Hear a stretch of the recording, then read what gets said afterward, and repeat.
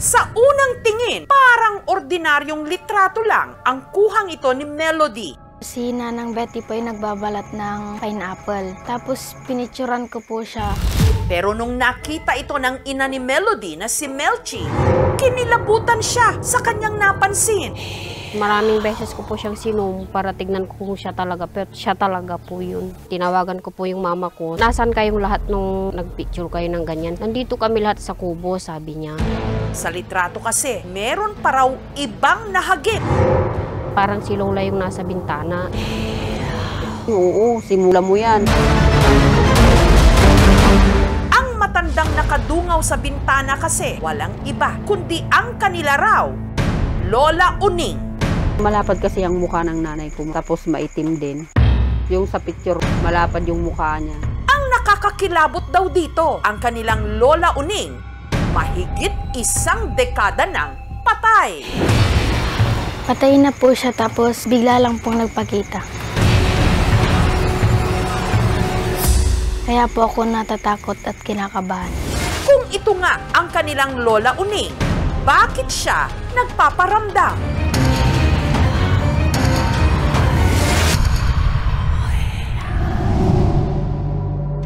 Ang litrato, kuha ni Melody sa labas ng kanilang bahay sa Lagangilang Abra. Ang bintana kung saan may nalitratuhang nakadungaw, bintana rin daw ng kwarto ni Lola Uning nung siya'y nabubuhay pa. Dito po ang kwarto ni nanay. Palagi siya dito nakatanaw sa may bintana. Yun na po yung laging style niya po eh. Sige. Mag-ingat ka. Pag wala siyang ginagawa, umupo siya yan sa bintana. Pag merong dumadaan, binibiro niya. Doon ko po siya tinatanggalan ng puting buhok. Tapos pag ilangin mo kung ilan yung natanggal mo, babayaran ko. Taong 2009, ang kanilang Lola Uning namatay sa edad na 75. Hindi naman siya nagkasakit. Nung pakainin ng kapatid ko, namalayan na namatay na pala. Kala namin wala na. Mayroon pa palang tinago ng kuya ko. Kaya masaya po ako dahil nakikita ko na naman ang mukha ng nanay. Naalala ko rin yung nanay ko, ma'am. Kasi palagi niyang sinusuot to. Kulay pink.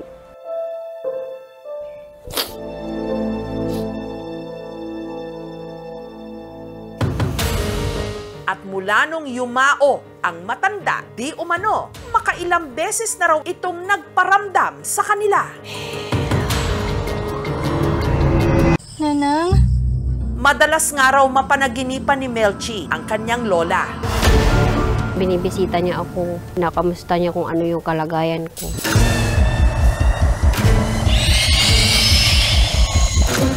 Habang ang kinakasama naman ni Beatrice na si Ruben,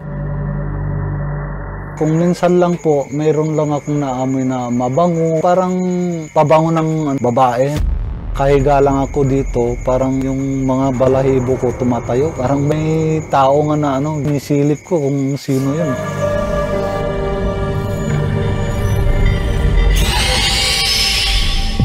at ang pinakahuli nga, ang yumao nilang lola, di umano, nagpakita na sa litrato ng kanyang apo sa tuhod na si Melody.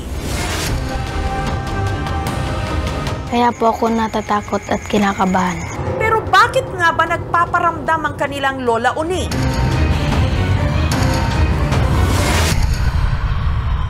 Kawanan ko na po, ma'am. Ang kanila kasing Lola Uning, dati raw, kumadrona. Nagparamdam po siguro siya, inaalala niya po ako, mahal na mahal niya po kasi ako. Kapag pinapagalitan po ako ng nanay ko noon, dinedepensahan niya po ako. Maaaring nag-aalala raw ang kanyang Lola Uning, lalo't ang pagbubuntis ngayon ni Melchi, maselan. Medyo problemado po kasi kailangan ko daw po masalinan ng dugo kasi anemic po ako. Siguro, sinusubaybayan tayo. Lumuluha nga ako nung nalaman ko yun eh. Maganda na rin pag nagpakita, ma'am, kasi parang buhay. Para malaman kung sino o ano ba talaga ang sumama sa litrato, ipinasuri namin ito sa isang eksperto. Ang masasabi ko, hindi edited. Parang magkamukha. Magkahawig lang. At sa patuloy na pag-iimbestiga ng aming team, meron silang nadiskubre. Yung asawa ni Betty. Kamukha na siya yun, ma'am, talaga. Hindi po ako yun kasi umalis po ako doon sa loob ng bahay. At meron daw makakapagpatotoo na wala nga si Ruben sa kanilang bahay noong mga oras na nakuna ng litrato. Noong July 21, nasalubong ko si Ruben na pabalik sa papuntang terminal. Ano nga ba ang katotohanan sa likod ng misteryo sa litrato? Ipapasilip na namin sa aming pagbabalik. Litrato na kuha sa isang bahay sa Abra, nagdadala ngayon ng kilabot.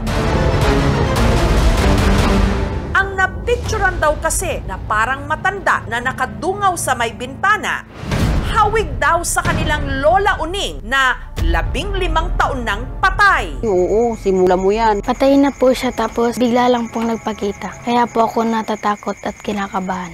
Ang litrato, ipinasuri namin sa eksperto. Yung sa pagsusuri ng pixel, pag in-enlarge natin yan, makikita mo yung sharpness nito, which is yung bintana lang. Yan ay ghost image na capture ng camera. Dapat medyo dense, yung malabo-labo ba or may transparency. It looks solid. Lalo sa elbow, sa mukha, walang senyalis na yan ay ginalaw. Pero kutob niya, Hindi siya lumulusot, no? Kaya totoong tao. bagay na pinaniniwalaan din ng mga kapitbahay ng pamilya. Hindi si Nanay Uning yan. Maliit na babae, ma'am, mahaba ang buhok. At saka yung manipis yung mukha, ma'am. Ang buhok ni Manang noon, mahaba at hindi siya nagtatali ng buhok.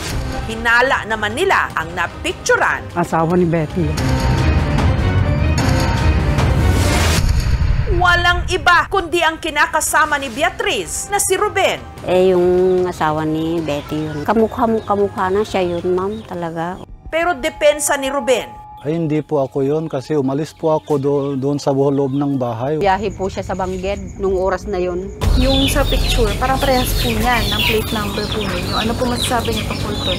Umalis din ako kaagad. Hindi na ako pumasok sa bahay. Mula July 21, sa umaga dito kami namamasada. Kasama namin siya. Pauwi na pagbalik niya, 5. Parang si nanay namin, kaya doon namin naalaala yung nanay namin. Talagang hindi po kami nagsisinungaling, wala naman po kaming makukuha. Sa kulturang Pilipino, no, ay nandito rin yung konsepto o yung paniniwala na hindi talaga nalalayo ang mga taong yumauna. Madali para sa Pinoy na isipin na may misteryosong pangyayari, baka konektado pa rin sa taong yumao. Kasi when we speak of spirit, it doesn't have any shape. It doesn't have any appearance. Kapag namayapa ng isang tao, namatay na yung isang tao, ang kaluluwa niya ay pumupunta na sa kanya dapat na patunguhan. nitong Biyernes, binisita ni Beatriz ang puntod ni Lola Uning.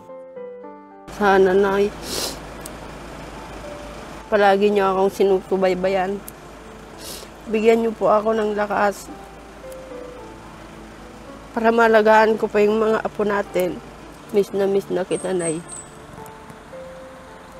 Kayong dalawa ni Tatay.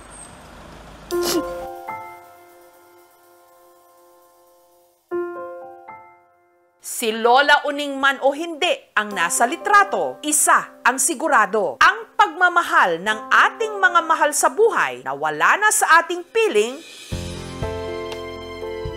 dumudungaw hanggang sa kabilang buhay. Sana buhay pa po kayo para naman matikman niyo po yung mga pinagpaguran ko para makabayad man lang po ako ng utang na loob ko po sa inyo sa pag-alaga niyo sa akin. Thank you for watching, mga kapuso. Kung nagustuhan niyo po ang videong ito, subscribe na sa GMA Public Affairs YouTube channel. And don't forget to hit the bell button for our latest updates.